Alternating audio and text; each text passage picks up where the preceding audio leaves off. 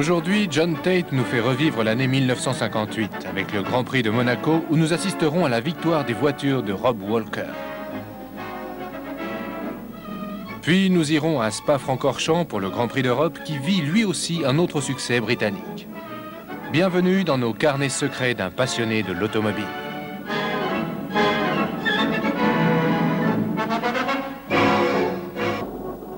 La saison qui s'achève a duré 8 mois, période pendant laquelle plusieurs changements notoires sont intervenus dans le monde de la course automobile.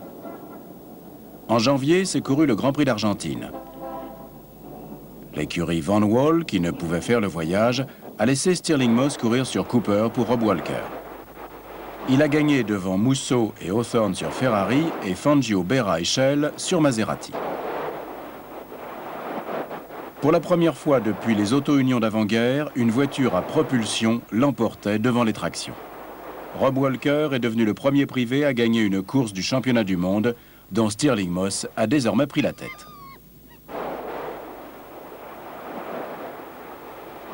Un nouvel article du règlement empêche désormais les pilotes de changer de voiture pendant la course. Les distances à parcourir sont passées de 500 à 300 km. Mais surtout, les carburants spéciaux ont été supprimés. Il faut désormais utiliser des produits à base d'essence pure, indice octane 130, en clair, des carburants type aviation. Les pilotes de l'écurie Van Wall sont les mêmes qu'à Monza l'an dernier, Moss, Brooks et Lewis Evans. Leurs voitures sont comme toujours équipées d'un museau raccourci pour mieux négocier les bouchons caractéristiques de Monaco et bénéficient en plus de nouvelles roues en alliage à base de magnésium. Mais l'écurie a quelques mal à adapter ses moteurs au nouveau carburant et la fiabilité s'en ressent. L'écurie usine Maserati a disparu, mais on compte pas moins de 6 250F privés et 29 voitures vont en découdre pendant les essais pour avoir le privilège de figurer parmi les 16 autorisés à prendre le départ.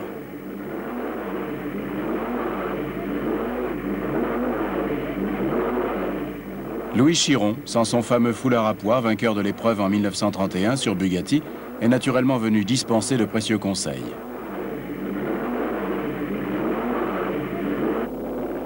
Les règlements ont été modifiés, mais le tracé du circuit, vu ici du haut de la courbe du gazomètre, n'a pas changé d'un iota.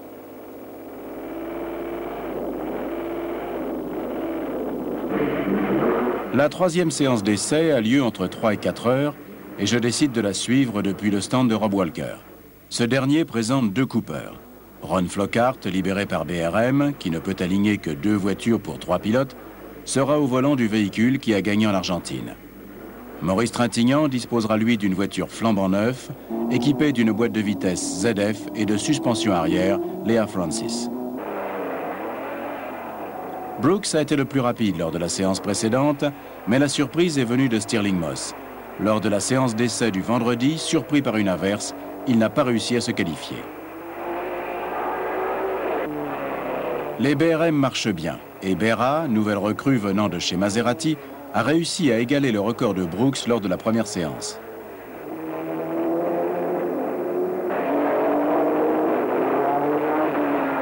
Le Britannique s'accroche à la pole avec la Van Wall numéro 30, reléguant Berra à 1 seconde, mais ce dernier conserve tout de même sa place en première ligne. Ferrari a définitivement abandonné l'héritage Lancia au profit des nouvelles 246, dotées du nouveau moteur Dino. Des 4 pilotes usines, Von Trips qui conduit la numéro 40, Mike Hawthorne la 38, Peter Collins la 36 et Musso la 34, c'est le Romain qui a été le plus rapide. Mais il ne partira que de la 3e ligne. Il n'y a pas de pilote usine Maserati. Fangio, le champion du monde en titre, est en partie aux États-Unis pour les 500 miles d'Indianapolis. Et sans lui, les 250F privées semblent plus lentes. Seules 2 d'entre elles vont se qualifier, celles de Scarlatti et Bonnier, qui empochent les 14e et 15e temps.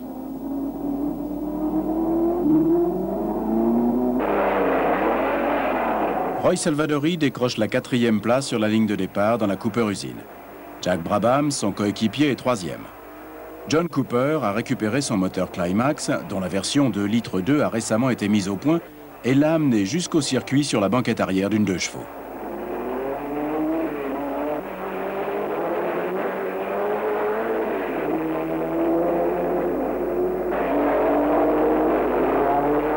Lotus est désormais membre à part entière des écuries de Grand Prix. Elle dispose de 2 Mark XII à moteur à l'avant. La numéro 26 est aux mains de Graham Hill et la 24 dans celle de Cliff Allison. Toutes deux équipées de moteurs Climax 2 litres réussiront à se qualifier. Finalement, Moss parvient à réaliser un bon chrono. 1 minute 44 secondes 3 dixièmes. Ce n'est que le 8e temps, mais au moins il prendra le départ. Tony van der Velde peut respirer. Et en jetant un coup d'œil sur la grille, je m'aperçois que la roue a vraiment tourné. 7 voitures anglaises figurent parmi les 8 premières. Les Ferrari ne sont que 6e, 9e et 10e.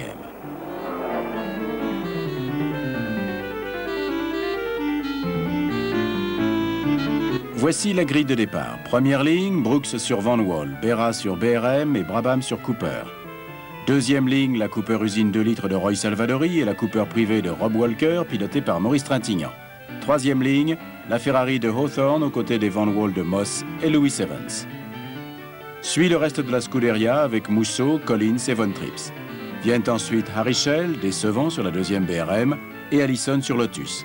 Scarlatti sera à côté de Hill sur la deuxième Lotus et Joe Bonnier fermera la marche sur Maserati. 10 voitures britanniques, 4 Ferrari, 2 Maserati. C'est à peine croyable. Parmi les non qualifiés, on retrouve 2 Connaught qui appartiennent à un certain Bernie Ecclestone et sont pilotés par Paul Emery et Bruce Kessler.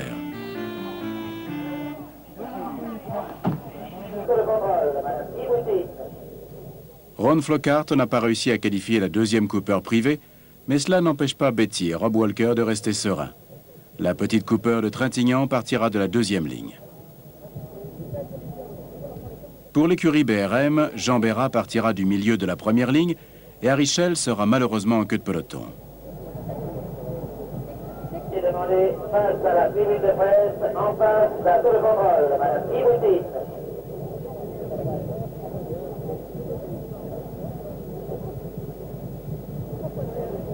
Les nouvelles 246 à moteur Dino de la Scuderia Ferrari n'ont pas fait grosse impression. Mike Hawthorne, le pilote de Farnham, a été le plus rapide à bord de la voiture numéro 38. Mais 5 voitures britanniques ont réalisé de meilleurs temps. Hawthorne aura à ses côtés son coéquipier Peter Collins, le nouvel espoir allemand, Wolfgang von Trips, et la coqueluche italienne, Luigi Musso.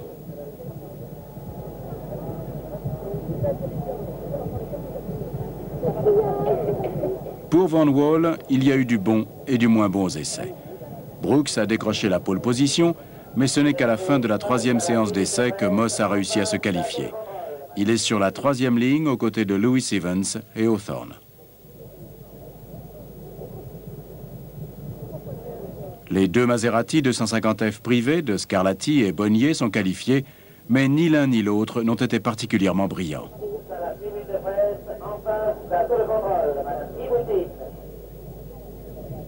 Roy Salvadori a quitté Maserati pour Cooper.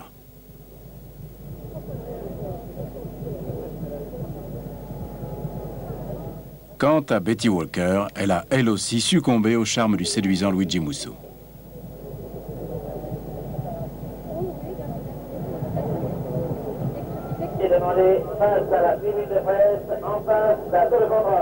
Le comte Lourani fait partie des nombreuses célébrités venues assister au Grand Prix.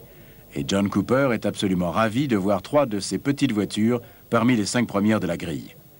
Les voitures usines seront pilotées par l'Australien Jack Brabham et Roy Salvadori.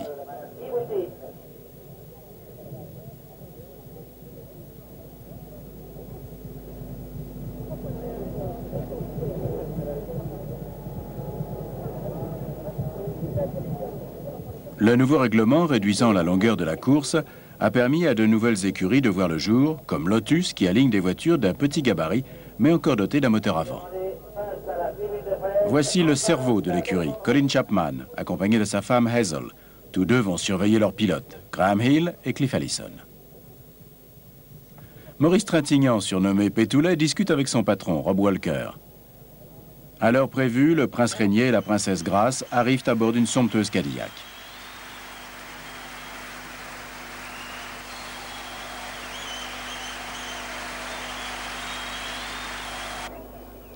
La grille de départ est fin prête. Le vert anglais est omniprésent. Il n'y a pas moins de 11 anglophones parmi les 16 partants. et le briefing des pilotes, une fois n'est pas coutume, se fera en anglais.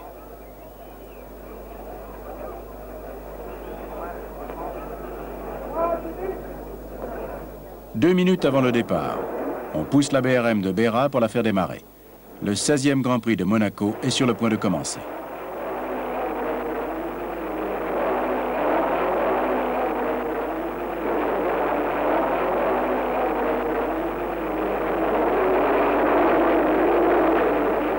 Au premier tour, hors de portée de ma caméra, c'est une véritable foire d'empoigne dans l'épingle à cheveux du gazomètre. Roy Salvadori fonce tout droit, direction Nice. Et quand les coureurs passent sur le front de mer, Berra est en tête, suivi de Brooks, Moss, Brabham, Trintignant, Lewis Evans, Hawthorne, Musso, Schell et Von Trips.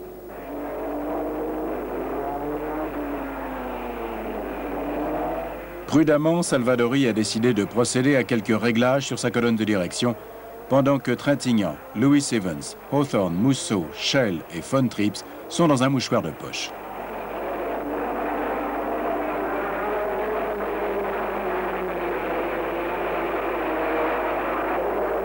Berra passe devant moi à la fin du deuxième tour. Seul Hawthorne a réussi à se glisser derrière la voiture verte du Français.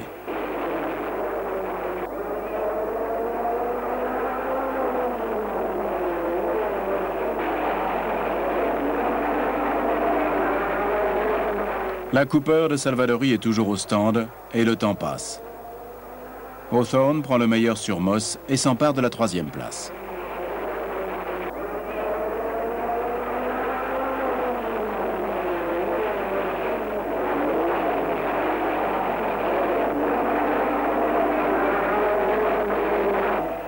Salvadori reprend la course, mais avec beaucoup de retard.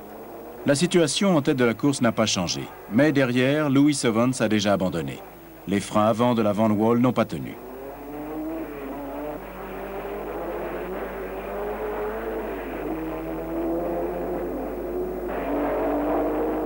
Petit à petit, la course s'installe.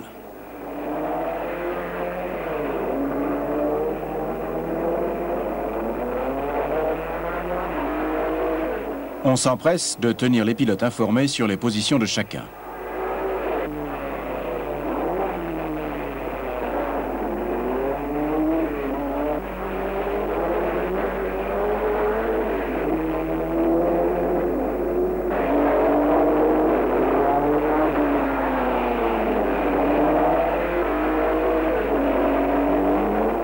Hawthorne, qui a pris l'avantage sur Brooks, est maintenant en deuxième position et revient sur Berra. Musso, en revanche, ne peut pas grand-chose contre la Cooper qu'il précède.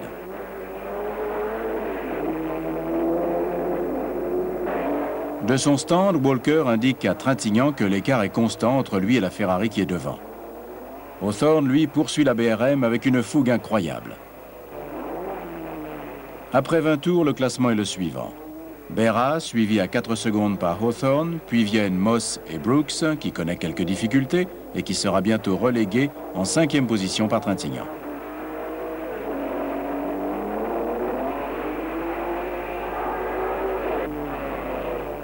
En queue de peloton, on retrouve les Lotus, les Maserati et la Cooper de Salvadori.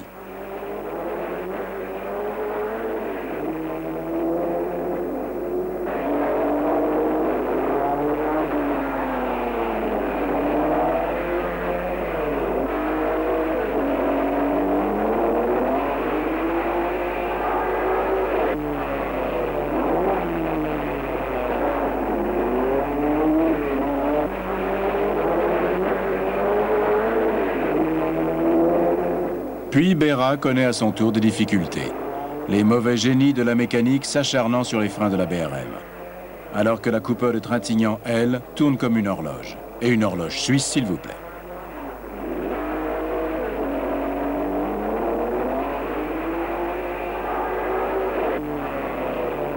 De sorte que quand Berra revient sur les attardés, Hawthorne est le nez dans ses échappements.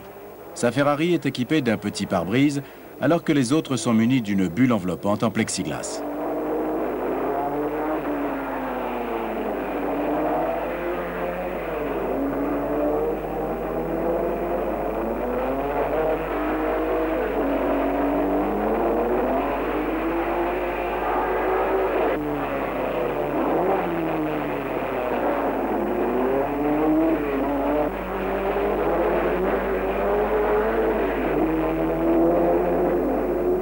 Finalement, Berra doit s'arrêter pour faire réparer ses freins et Moss s'attaque à Hawthorne, désormais en tête. Mais derrière lui, Trintignant est en embuscade.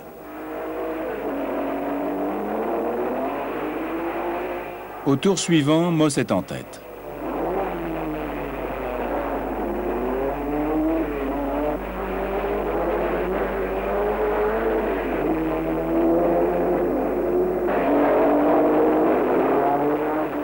Berra reprend la course, mais pas pour longtemps.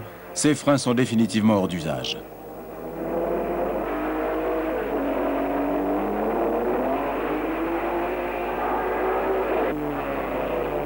Moss mène toujours, devant Hawthorne et Trintignant.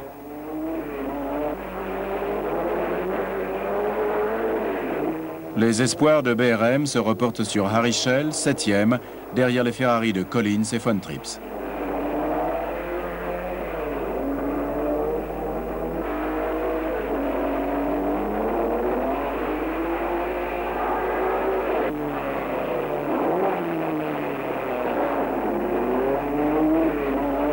Moss, sur la dernière Van Wall en course, tente de se défaire d'Hawthorne.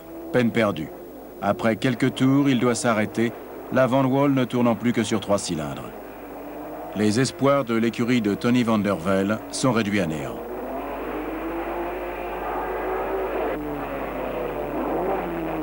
Hawthorne retrouve donc la première position devant la petite Cooper de Trintignant qui est un modèle de régularité. Mais le Français est pris en chasse par 3 Ferrari, celles de Musso, Collins et Von Trips, dans l'ordre. On est à peine au tiers de la course et les pilotes de la Scuderia ont tout le temps de se débarrasser de cette petite Cooper. Malgré une grille de départ toute anglaise, la course semble promise aux mécaniques italiennes.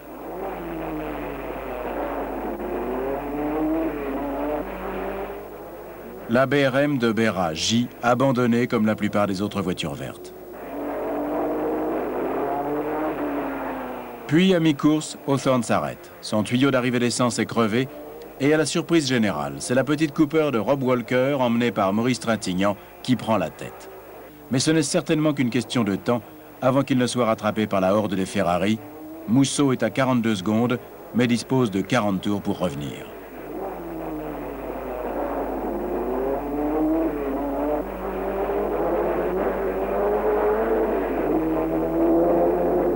Les Van Wall encombrent les stands. Pendant ce temps, Trintignant, le vétéran de la course avec ses 41 ans, viticulteur de son état, conserve son avance sur les voitures de Modène.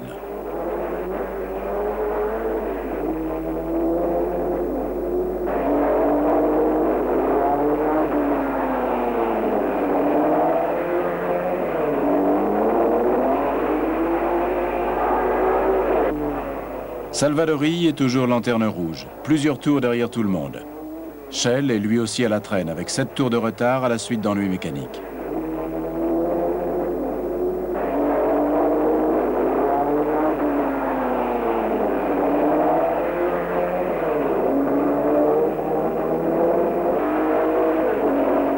Musso passe dans la courbe du bureau de tabac, devant une des Lotus.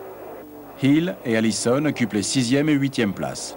Les débuts de Chapman semblent prometteurs jusqu'au moment où le moteur de Hill rend l'âme. Le stand de Rob Walker est surexcité. Pétoulet compte encore 41 secondes d'avance et il reste 25 tours à parcourir. Va-t-il tenir le coup? La voiture résistera-t-elle? C'est Jean-Pierre Vimy qui a donné son surnom à Trintignant. Quand ce dernier avait trouvé des crottes de rat dans le réservoir de la vieille Bugatti 51 familiale, restée cachée dans le foin pendant la guerre, il s'était écrié « Tiens, des pétoules ». Depuis, tout le monde l'appelle Pétoulet.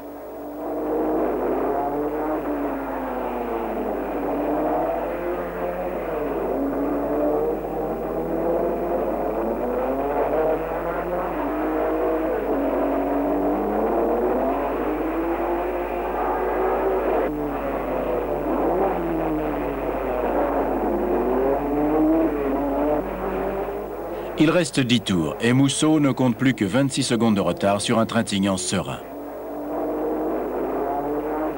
Hawthorne arrive enfin au stand et selon ses dires, une charmante monégasque lui a offert bien plus qu'un verre d'eau fraîche tandis qu'il revenait à pied après son abandon au casino. Salvadori a finalement abandonné, tout comme Bonnier dont la Maserati est sortie de la route dans le virage à hauteur de l'hôtel de Paris. Puis Von Trips s'arrête au stand Ferrari, son moteur acéré. Il n'y a plus que 6 pilotes en course. Trintignant, Musso, Collins, Brabham, suivis à 6 tours par Schell et Allison.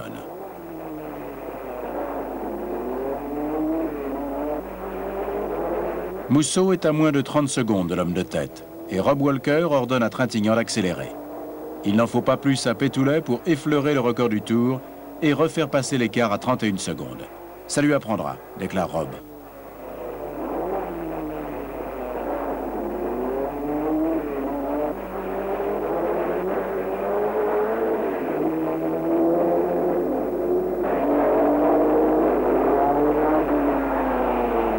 L'écart se maintient, et à part un ennui mécanique, on ne voit pas ce qui pourrait empêcher Trintignant de l'emporter.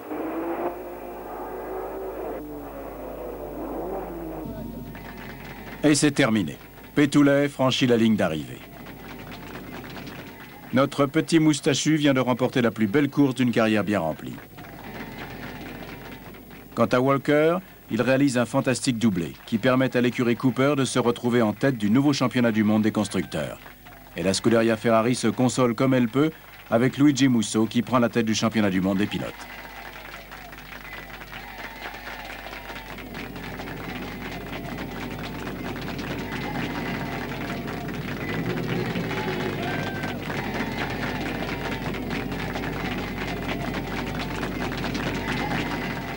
Pétoulet entre enfin au stand après un tour d'honneur bien mérité et est littéralement acclamé.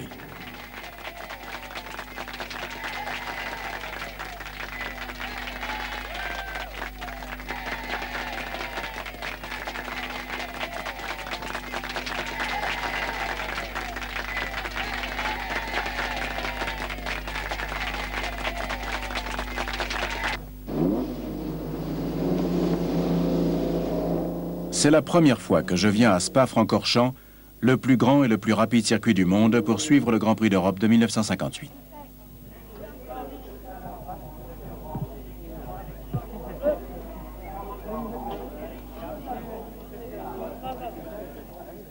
Une course a eu lieu depuis Monaco, le Grand Prix des Pays-Bas à Zandvoort, et Ferrari s'est à nouveau incliné, cette fois devant la Van Wall de Moss et 2 BRM.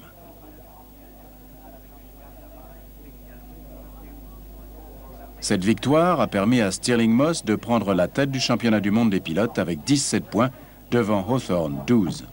À Spa, 3 Ferrari 246 à moteur dyno sont présentes, pilotées par Hawthorne, Collins et Musso. Elles sont toujours équipées des archaïques freins à tambour, mais les ouïes en plexiglas encore utilisées à Monaco ont été remplacées par des tubes en aluminium plus voyants.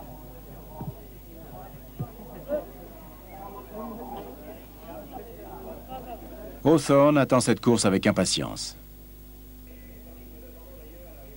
Les Belges alignent aussi une Ferrari qui arbore l'habituelle robe jaune. Elle sera pilotée par le régional de l'étape, Olivier Gendebien. Tony Rode, le dessinateur de BRM, est au volant d'une de ces voitures. Les Maserati privés seront pilotés entre autres par Godia et la jeune Maria Teresa de Filippis. Luigi Musso et Harry Schell attendent la dernière séance d'essai. Pendant ce temps, je décide de découvrir en détail le circuit de Spa-Francorchamps. Perdu dans les Ardennes belges, non loin de la frontière allemande, le circuit mesure un peu plus de 14 km. Après le départ, le tracé descend en pente raide vers l'eau rouge. Suit une côte tout aussi raide qui traverse la forêt de pins.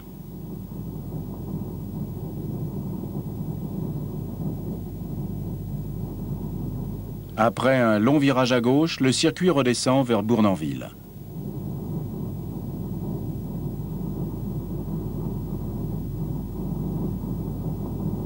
Deux rapides virages à droite, Bournonville et Malmedy, conduisent à la ligne droite de Masta.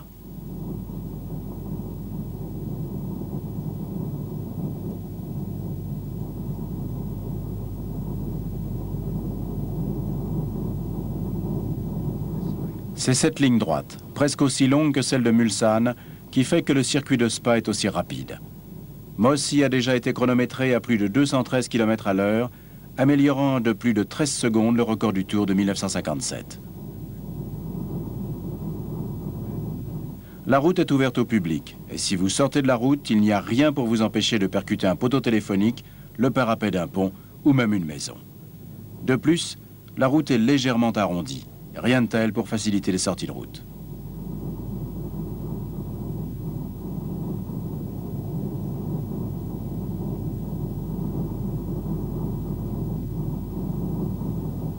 Le circuit continue ensuite vers un virage à droite très rapide, celui de Stavelot.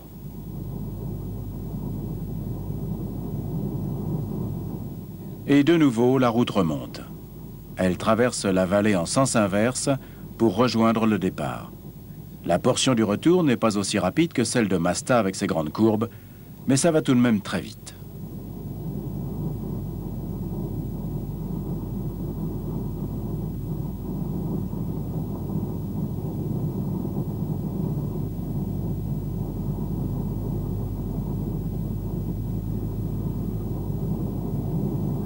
Maston Gregory, à bord d'une coccinelle de location, est en train d'étudier les meilleures trajectoires.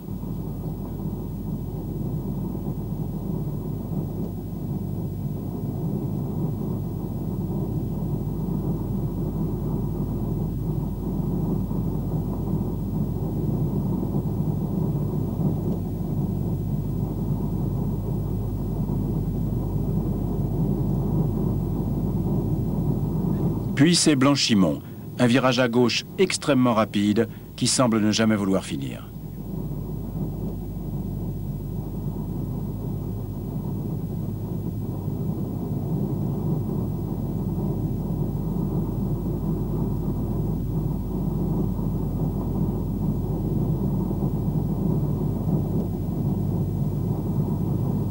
Suit une courte ligne droite et on arrive à l'épingle à cheveux de la source, le virage le plus lent du circuit, à 200 mètres des stands et de la ligne de départ.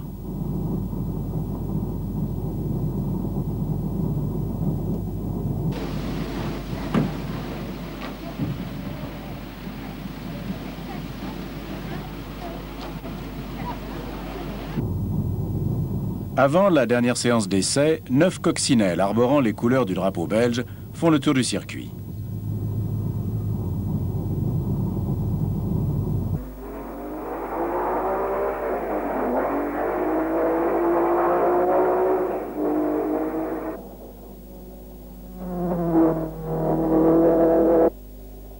La veille, Moss semble avoir réalisé un temps imbattable. Mais ce chrono a le même effet sur Hawthorne que la Muletta sur le taureau. Sa Ferrari Dino se comporte à merveille et il effectue le meilleur temps en tournant à près de 214 km à l'heure.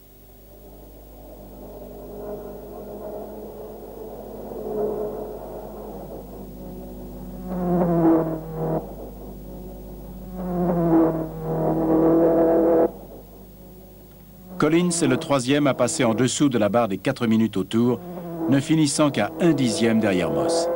Il partira en deuxième ligne, en 4e position. Van Wall est menacé par le Cavallino Rampante. Brooks entre donc en lice et passe lui aussi en dessous des 4 minutes au tour. Il tourne à 10 secondes de mieux que le record du tour de Jean Debien sur la Ferrari 4 litres 1. Schell sur BRM, qui a terminé deuxième à Zandvoort, tourne en 4 minutes 4 secondes 5 dixièmes et ne décroche que le 7e temps, une demi-seconde de mieux que Brabham et sa Cooper. Gregory dispose de la nouvelle Maserati, la Piccolo, dérivée de la 250F.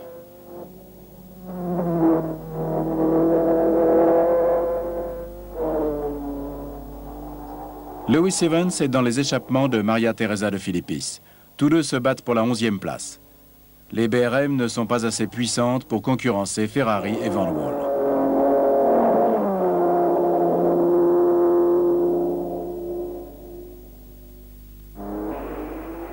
Musso parvient cependant à nettement améliorer son temps et à glisser sa Ferrari entre Hawthorne et Moss sur la première ligne.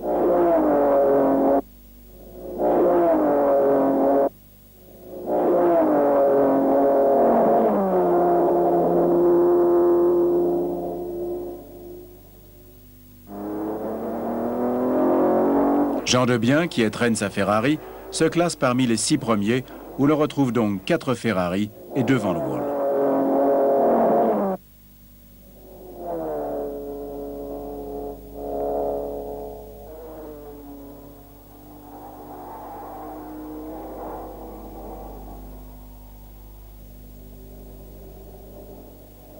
Du sommet de l'eau rouge, on peut voir toute la vallée jusqu'à Blanchimont, qui résonne du bruit des monoplaces. Pour le fan, c'est aussi beau que du Mozart. Il reste maintenant encore 3 tours à couvrir. Noch 3 Runden.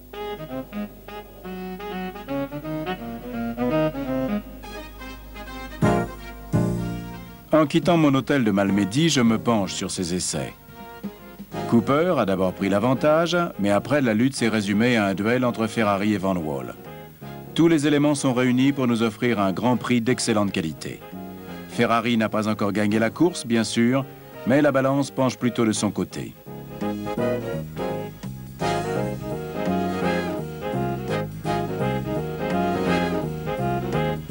C'est une Porsche qui est en tête du défilé de voitures qui sert d'ouverture à la journée.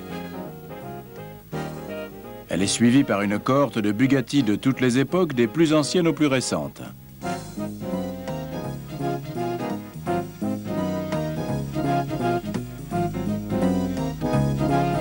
Le départ n'est pas encore donné et voilà une Ferrari en bien mauvaise posture.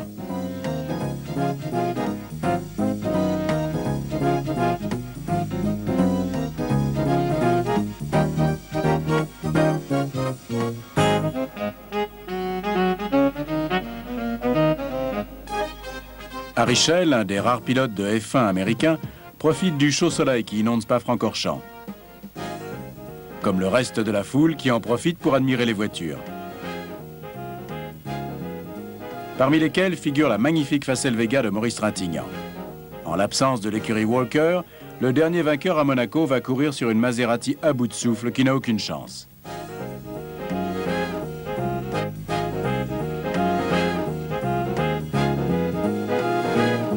La foule s'est déplacée nombreuse. Une fois la grille de départ dessinée au sol, la régie Renault présente elle aussi un défilé de voitures produites à Billancourt.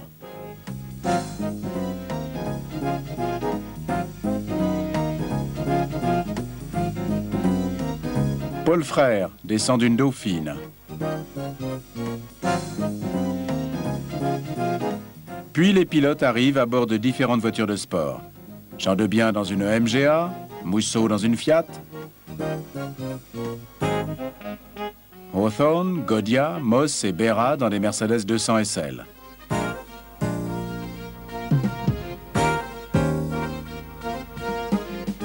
Brabham est aussi dans une Mercedes identique à celle conçue pour le chancelier Adenauer. Schell, Lewis Evans et Brooks sont dans des Alfa Giulietta. Salvadori est dans une Healey et Collins et Hill sont dans des Austin Healey Sprite Frog Eye. Gregory est à bord d'une je ne sais pas quoi et Seidel et Allison dans des Porsche 356. Les BRM sont garés en rang d'oignon en attendant le départ qui doit être donné à 16 h. Les Van Wall sont elles aussi installées le long des stands. Tony Van der Velde, cigarette à la bouche, vérifie le niveau d'essence au mépris du danger. Pendant que le favori de ces dames, le Romain Luigi Musso, tourne le dos au roi Léopold et à la famille royale qui arrivent dans des voitures qui ressemblent étrangement à des corbillards.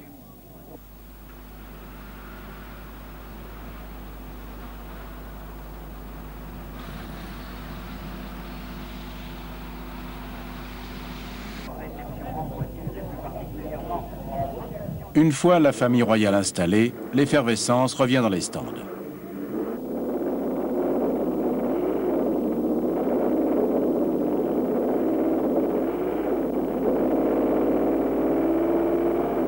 Petit à petit, les voitures se mettent en place. En tête, Hawthorne, Musso et Moss.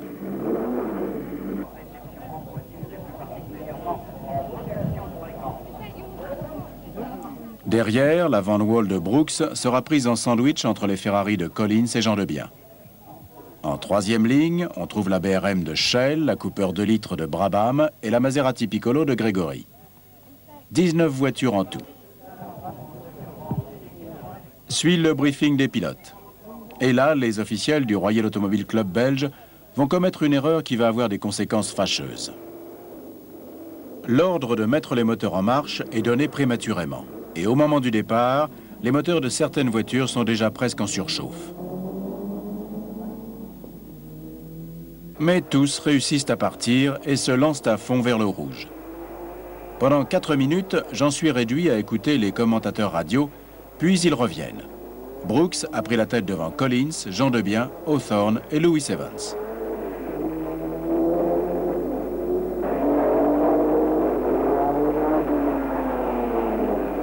Moss a manqué une vitesse. En rétrogradant avant Stavelot, il doit s'arrêter. La course est quasiment finie pour lui.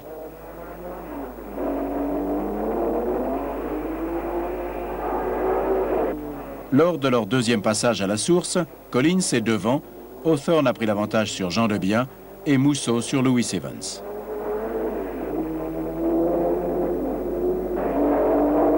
Le classement est le suivant: Ferrari, Van Wall, Ferrari, Ferrari, Ferrari.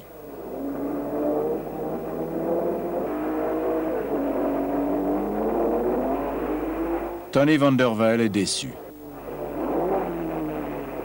Mais bientôt, le vent de la chance tourne. Brooks reprend la tête devant Collins. Le moteur de celui-ci a pris un coup de chaud et il doit s'arrêter.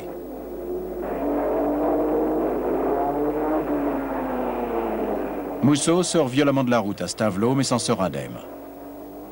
Jean Debien passe 3 minutes au stand pour réparer sa carrosserie après s'être frotté à Lewis Evans dans le virage en épingle à cheveux. Il ne reste donc plus que 2 prétendants pour la deuxième place, Brooks et Hawthorne, totalement survoltés. Ce dernier a vu que Collins n'est plus à ses trousses. En découvrant les morceaux de la voiture accidentée de Mousseau à Stavelot, il suppose à tort que son ami Peter s'y est tué. Cette pensée lui enlève alors tout esprit de combativité et petit à petit, Brooks creuse l'écart qui passe bientôt à 30 secondes.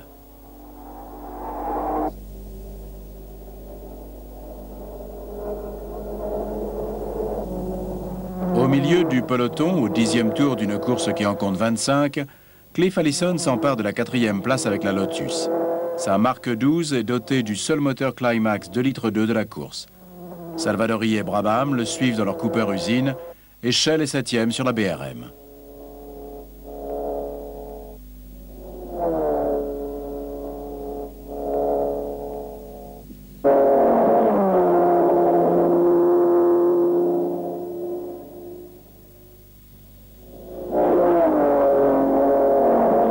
À plus de 240 km à l'heure, Graham Hill et sa Lotus se bagarrent avec Maurice Trintignant et Francesco Godia sur Maserati, alors que Brooks consolide tranquillement son avance. Jean Debien, dont le nez de la Ferrari est de travers, refait son retard. Il passe en 10e position lorsque le moteur de Hill rend l'âme. Brooks caracole toujours en tête lorsque Hawthorne aperçoit Collins dans les stands. Son ami n'a pas eu d'accident comme il le redoutait, il n'en faut pas plus pour le remotiver.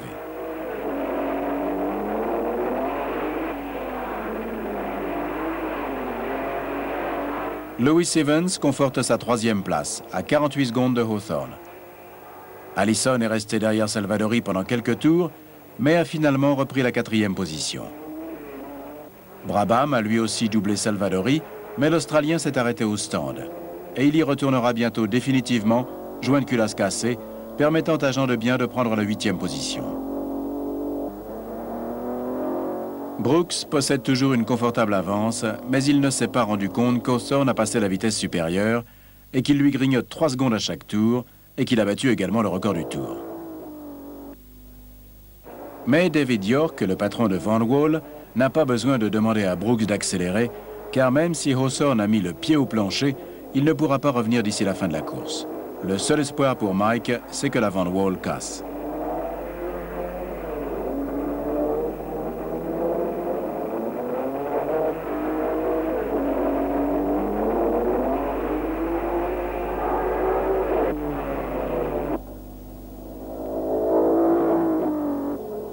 Mais pour l'instant, Brooks ne semble pas connaître la moindre difficulté.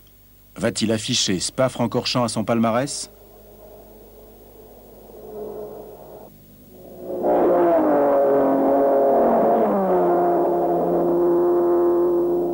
Les soucis de John Cooper, en revanche, ne sont pas terminés.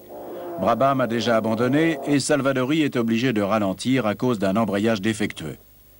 Les seuls pilotes qui ne cessent de gagner du terrain à 5 tours de l'arrivée sont Shell, 5e, qui rentre ainsi dans les points, et Jean Debien, qui s'est bien remis de ses problèmes de début de course. Derrière Salvadori, on trouve les Maserati de Trintignant, Godia, Bonnier et Maria Teresa de Philippis, lanterne rouge de la course. Mais la demoiselle tourne tout de même à plus de 180 km/h au tour.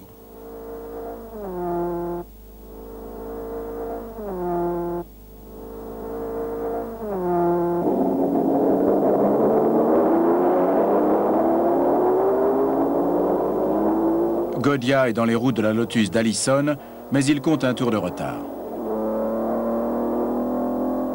À 4 tours de l'arrivée, tout va toujours pour le mieux pour Brooks, qui compte près de 40 secondes d'avance.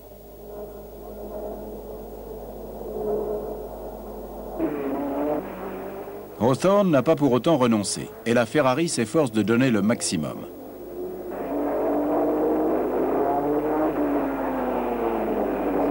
Derrière, Lewis Evans ne représente aucun danger.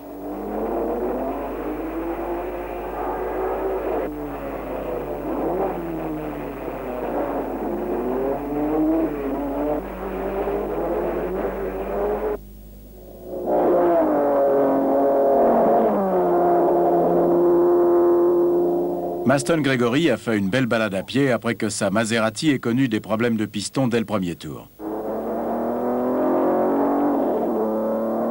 Harry Schell passe devant moi pour la 20e fois, il est 5e. Et Trintignant est toujours en lice sur sa Maserati sous-motorisée. Au début du 21e tour de Brooks, je me demande si sa voiture va tenir. Le panneau indique qu'il a encore 34 secondes d'avance.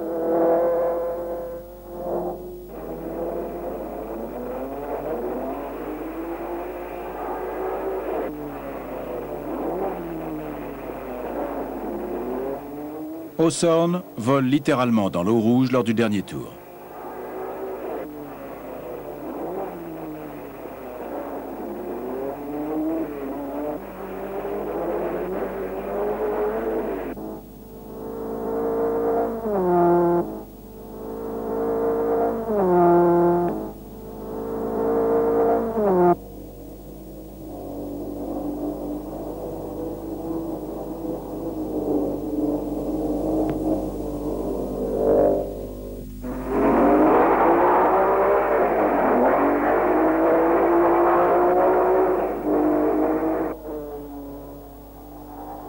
Et Godia s'arrête, problème moteur pour la Maserati. Il ne reste plus que 10 voitures en course. L'embrayage de Salvadori continue de patiner et la Cooper va bientôt reculer en 8e position derrière Trintignant. Brooks est dans son 22e tour et s'apprête à doubler Schell. Jean Debien conduit à merveille pour le plus grand plaisir de ses supporters.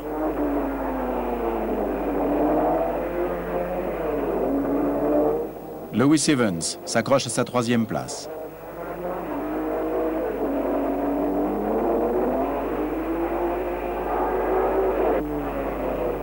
Et Cliff Allison est un brillant 4e sur Lotus. Brooks n'a plus que 2 tours à parcourir. Et le chronomètre montre que la course durera 97 minutes. Le nouveau règlement imposant des courses de 300 km ont fait de Spa le Grand Prix le plus rapide et le plus court.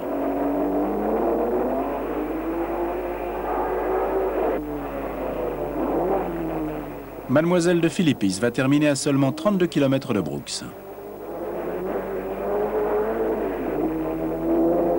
Pauvre Trintignant, il est bien loin de son succès monégasque. De vainqueur, il est devenu simple spectateur. C'est aussi ça la course.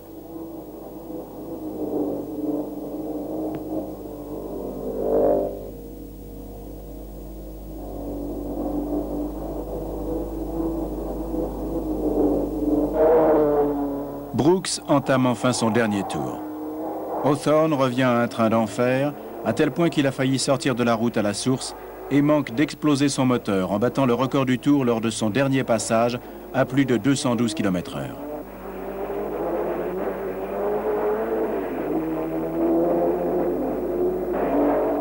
Brooks est à 2 doigts d'abandonner quand sa boîte de vitesse renacle à la source. Elle reste d'ailleurs bloquée en 3e. Mais il l'emporte, signant ainsi sa plus belle victoire, alors que Stuart Lewis Evans, lui aussi sur Van Wall, permet à l'écurie de finir aux 1e et 3e positions. Moss est toujours en tête au championnat du monde des pilotes, avec 17 points. Mais Hawthorne, alias Monsieur Régularité, ayant marqué lors des 4 derniers Grands Prix, n'est qu'à 3 points. Le prochain Grand Prix se tiendra à Reims dans 3 semaines. Mais avant, nous avons rendez-vous au Mans. La prochaine fois, nous retournerons au Mans après 3 ans d'absence pour assister au triomphe des Ferrari. Puis nous irons à Silverstone pour la grande rencontre de l'AMOC. Et enfin, nous découvrirons la F1 conçue par Aston Martin. À bientôt donc pour un nouvel épisode des Carnets secrets d'un passionné de l'automobile.